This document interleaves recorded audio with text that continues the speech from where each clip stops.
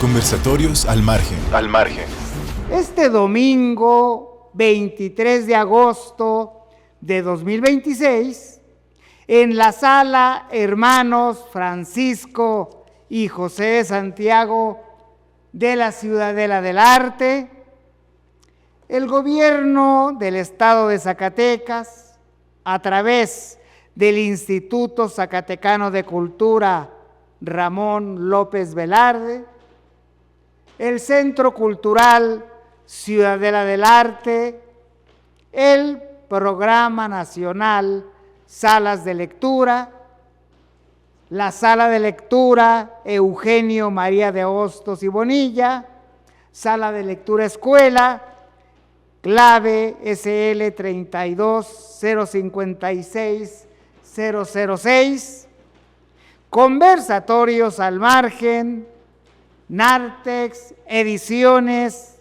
y Editorial Palabra Ígnea. Celebramos la presentación editorial del libro Historia de los Curatos Zacatecanos en el Obispado de Durango, 1564-1964, cuyo autor es el doctor Tomás Dimas Arenas Hernández.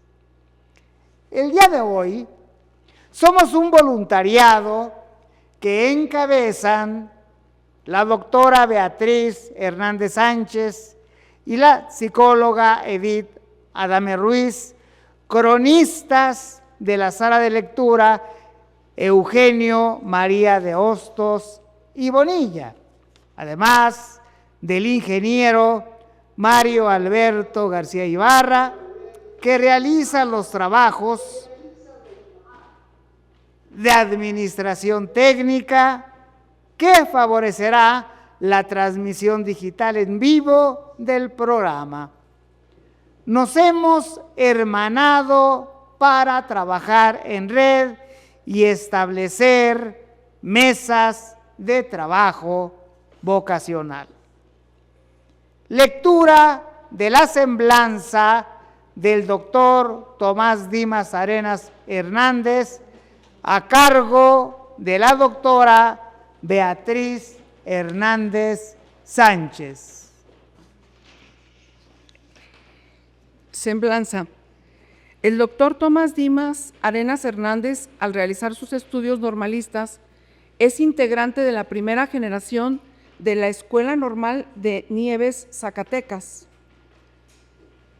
La carrera de profesor ahí la cursó, luego realizó otros estudios hasta obtener en el año del 2010 el grado de doctor en Historia de México en la Universidad Autónoma de Zacatecas.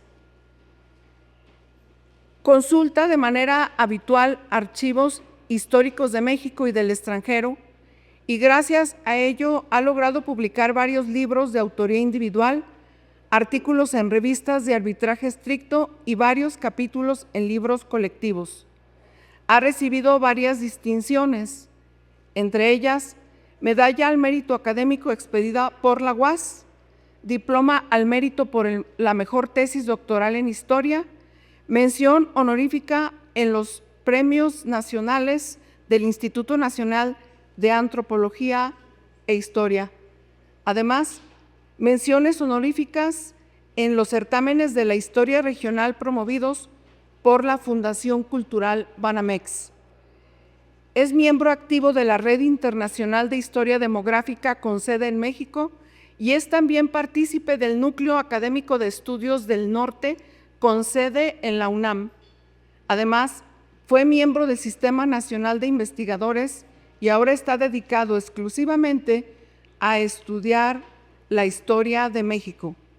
Sus líneas de investigación giran en torno a la historia demográfica, la historia de la Iglesia, la historia de la educación y la historia económica en las regiones del norte de México desde el siglo XVI y hasta el siglo XX. En este año 2026 ha publicado 2 libros con los títulos de Las tomas de las plazas zacatecanas por los revolucionarios 1910-1914 e Historia de los curatos zacatecanos en el Obispado de Durango 1564-1964. Además, tiene en proceso de construcción con el tema de la historia económica de Zacatecas, sombrerete, centro minero y financiero por excelencia, siglos XVI al XX. Les presentamos al doctor, que seguramente muchos ya lo conocen, y vamos a escuchar la presentación del texto que hoy nos ofrece. Muchas gracias, estimadas y estimados visitantes. Muy buenas tardes tengan todos ustedes. Gracias, muchas gracias, maestro Efraín Gutiérrez de la Isla, anfitrión de esta sala de lectura. Muchas gracias, doctora Beatriz Hernández Sánchez, cronista de esta sala de lectura. Estimable concurrencia que nos sigue en este momento en esta sala y en la aula virtual. Quiero aprovechar este momento para hacer una síntesis de este libro que hoy vamos a presentar, cuyo título es Historia de los curatos zacatecanos en el Obispado de Durango, 1564-1964. Como todas las narrativas históricas están compuestas por dos ejes fundamentales, que son el tiempo y el espacio, así entonces, en este libro, el espacio está comprendido por las iglesias llamadas en el siglo XVI y el siglo XVII, doctrinas de Chalchihuites, San Andrés del Teúl, Zainalto, Sombrerete, Nieves, Río Grande, San Juan y San Miguel del Mezquital, que quedaron incluidas originalmente en el Obispado de Guadalajara, creado en 1548.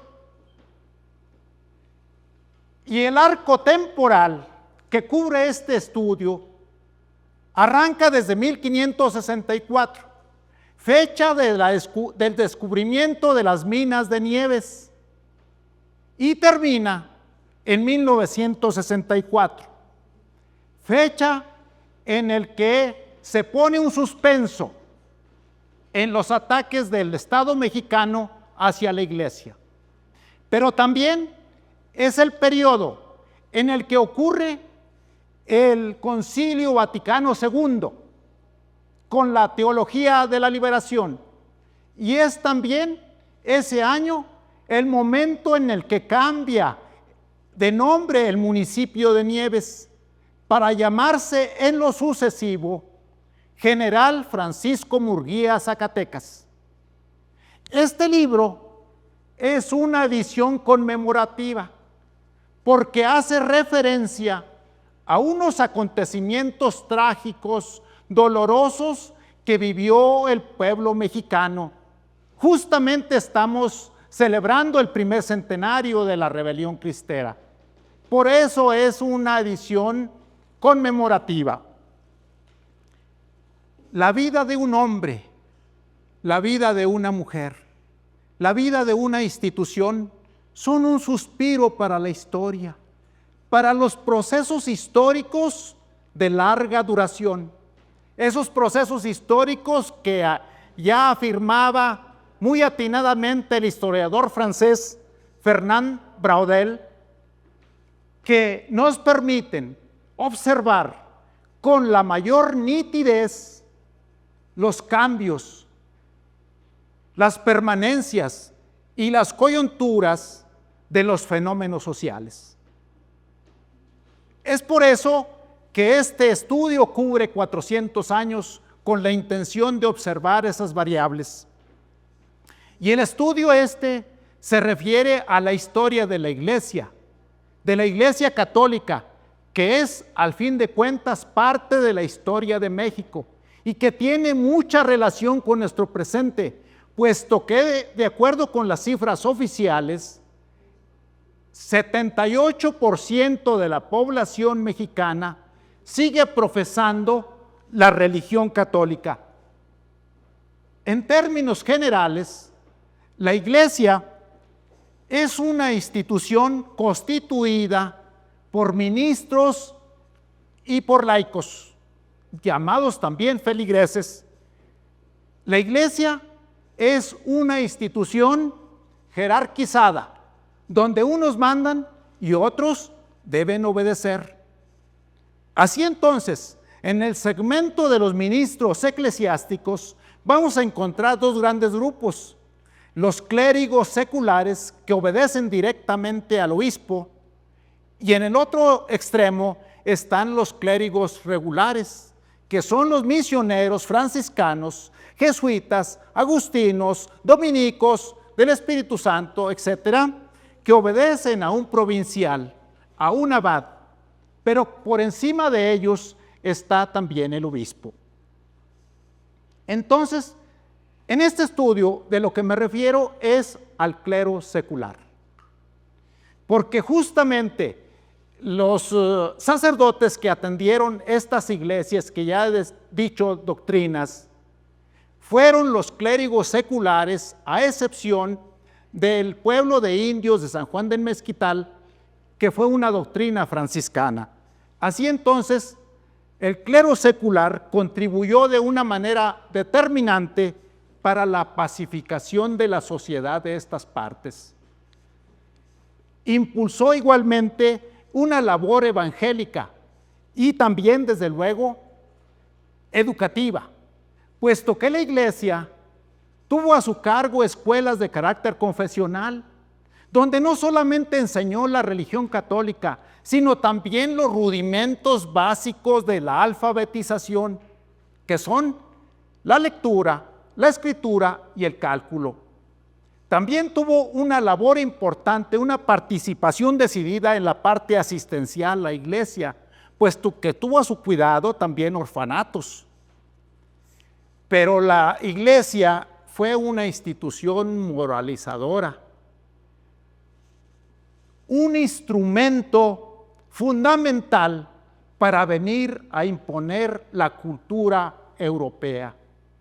Pues no solamente trajo la religión, sino trajo también el idioma, sus costumbres y sus instituciones, y se convirtió en un momento dado en un instrumento de dominación ideológica, espiritual, de destrucción de los ídolos de los nativos, de explotación de los recursos naturales y humanos.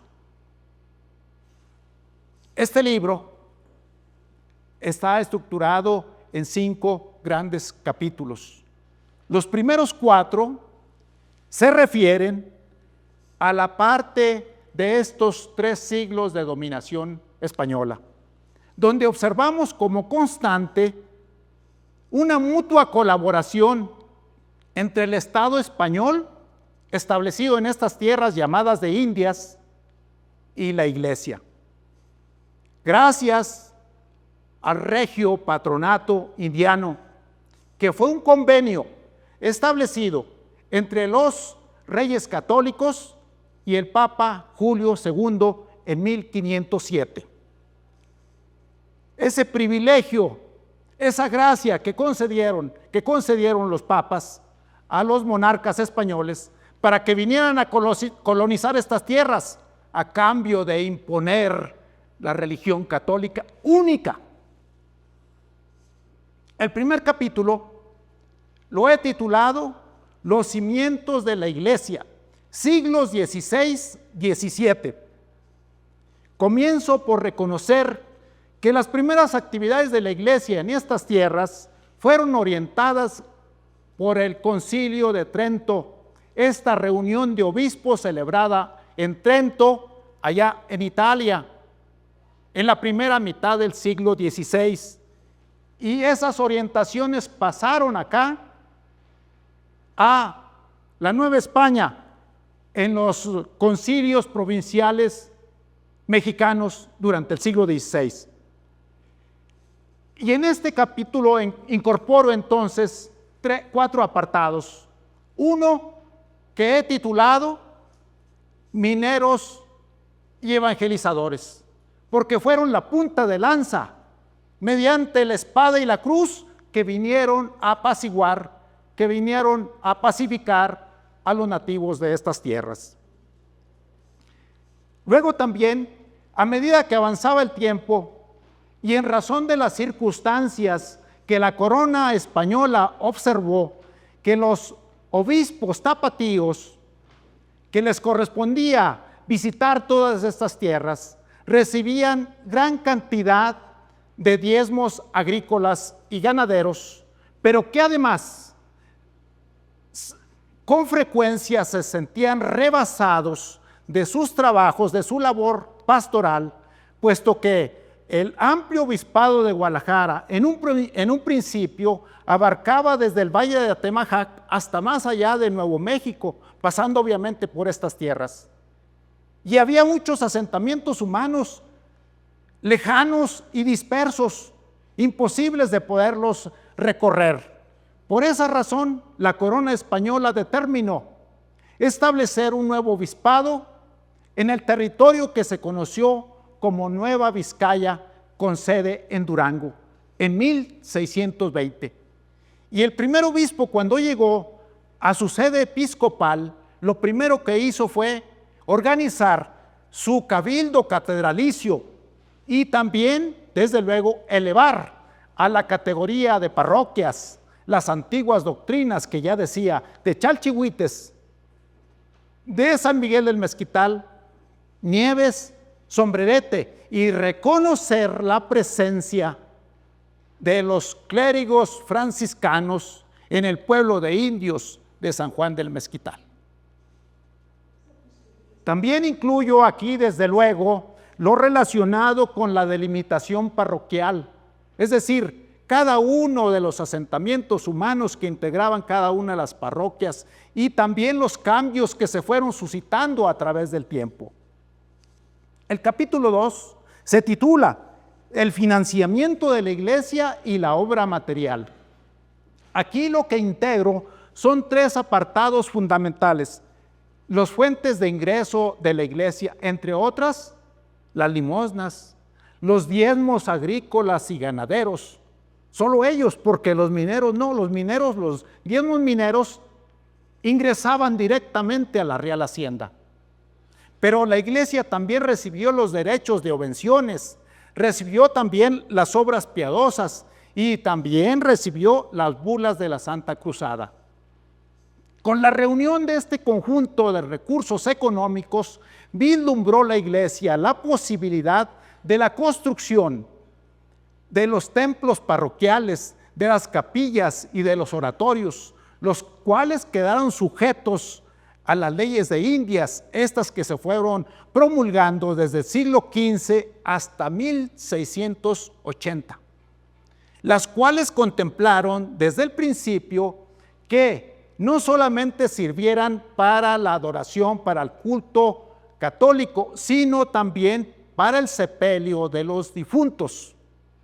Es decir, en los atrios y en los interiores de las iglesias se sepultaba a los difuntos.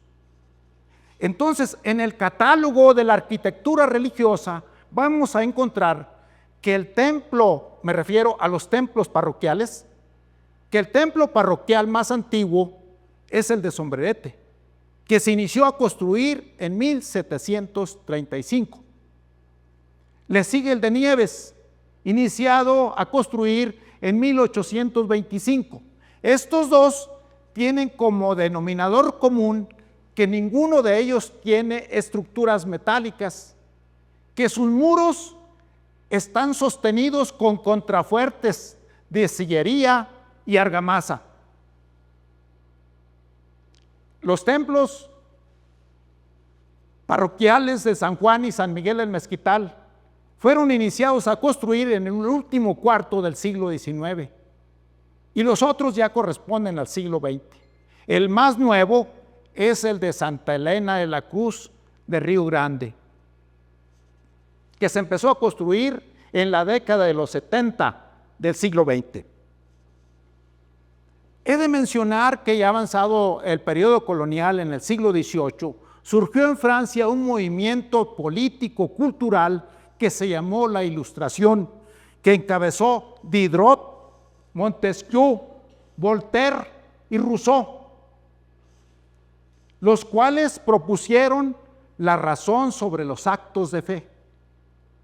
Entonces empezó a vislumbrar la posibilidad de abandonar el sepelio al interior de los templos, porque eso promovía el contagio de gérmenes patógenos. La alta virulencia fue lo que de alguna manera fue orientando a la monarquía española para determinar que a partir de 1820 los cementerios se sacaran de los caseríos, que quedaran afuera de los caseríos, para evitar justamente el contagio a los sobrevivientes de los gérmenes patógenos. Los que hemos estudiado las epidemias, hemos observado este fenómeno. Capítulo 3. Sacerdotes y feligreses.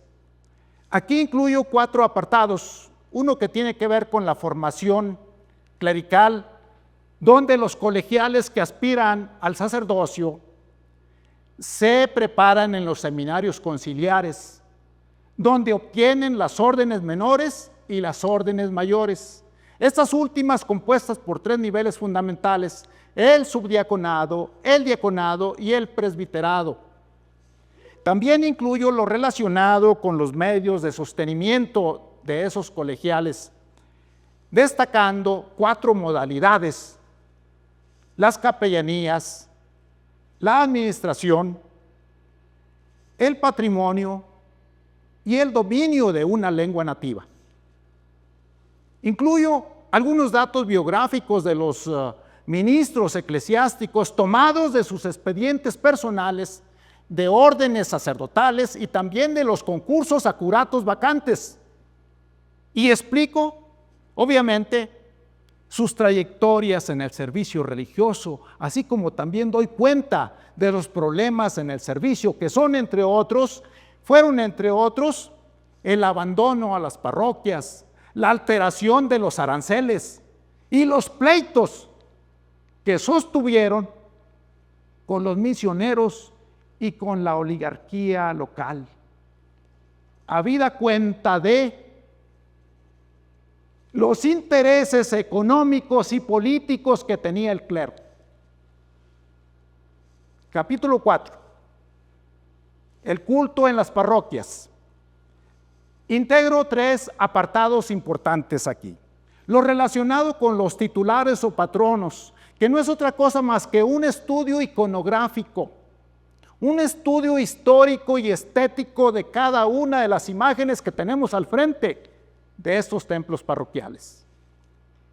Los clérigos y las actividades parroquiales, donde destaco lo relacionado a que el culto católico se profesaba mediante organizaciones llamadas cofradías, que fueron hermandades, que fueron sustituidas ya en el siglo XX por la Acción Católica y sus demás organizaciones. Incluyo también lo relacionado con los registros parroquiales. Aunque la Iglesia Católica reconoce la existencia de 7 sacramentos, ha dejado huella documental en 4 sellos importantes: los bautizos, las confirmaciones, los matrimonios y los entierros. Aunque los entierros no constituyen propiamente un sacramento, puesto que el sacramento es la extremaunción. De cualquier manera, los historiadores de la demografía, que ahora seguramente me siguen a distancia, incluso en Latinoamérica, saben bien que hemos utilizado estas 4 series de registros vitales para hacer estudios de diversos fenómenos sociales. Y con esto estoy terminando el siglo XVIII. El siglo XIX tiene como característica común un espíritu de confrontación de relaciones tensas y conflictivas que promueve el Estado mexicano en ciernes a partir del movimiento de independencia. Y por eso lo he titulado el capítulo 5, Relaciones Especiales de la Iglesia, donde destaco los escándalos, donde el Estado mexicano asume una actitud combativa hasta someter a la Iglesia. Explico pues en este capítulo la forma como las parroquias fueron sorteando los ataques del Estado mexicano. Ya decía, desde el periodo de la independencia, cuando los primeros gobiernos republicanos de corte liberal pretendieron atribuirse el patronato indiano. Ese patronato que ya decía, establecieron los reyes católicos, es decir, la monarquía española con los papas. Sin embargo, para esta fecha la Iglesia no lo aceptó. Y al no aceptarlo, lo que hizo el Estado mexicano fue arrancarle el poder político, económico y cultural a la Iglesia, que había acumulado durante casi 3 siglos. Viene pues una reforma en 1833, una segunda reforma en 1857, donde ocurren ahí las leyes de reforma y desembocan en la Constitución Política de 1857. Una tercera reforma en 1863 y luego lo ocurrido a partir de la restauración de la República, cuando Benito Juárez llega al poder en 1867 y se da la separación tajante entre el Estado y la Iglesia, y donde se promueve un Estado laico. Posteriormente viene una etapa de liberalismo conservador al porfiriato. Cuando llega Porfirio Díaz al poder en 1876, inmediatamente busca promover estrategias de conciliación con la Iglesia, puesto que su lema político fue orden y progreso. Posteriormente viene la Revolución Mexicana. La Revolución Mexicana lo que hace aquí de 1910 a 1925 es promover la Constitución Política de los Estados Unidos de 1917. Esta Carta Magna que incorpora 2 artículos constitucionales que vienen a lastimar los intereses de la Iglesia. El artículo 24 de la Constitución, que se refiere a la libertad de cultos, y el artículo 130 de la Constitución y su ley reglamentaria, que no es otra cosa más que una persecución directa a la Iglesia. Esa persecución a la Iglesia, promulgada en 1917, queda en suspenso durante 8 años, hasta que llega al poder, al Ejecutivo Federal, el presidente Plutarco Elías Campuzano, aunque él se hace llamar Plutarco Elías Calles, y entonces pone en práctica este artículo. Y ello deriva justamente en la rebelión cristera. Esa confrontación hace que el pueblo mexicano se organice en la Liga Defensora de la Libertad Religiosa para defender sus creencias.